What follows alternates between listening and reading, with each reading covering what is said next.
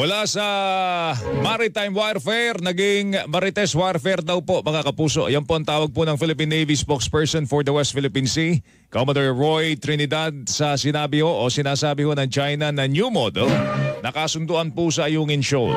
Batatan sinabi ho ng Chinese Embassy na meron umano silang audio recording ng pag-uusap umano sa telepono ng isang Chinese diplomat at isang opisyal ng hukbong sandataan ng Pilipinas kung saan napagkasunduan umano ang new model na yan para sa Ayungin Shoal.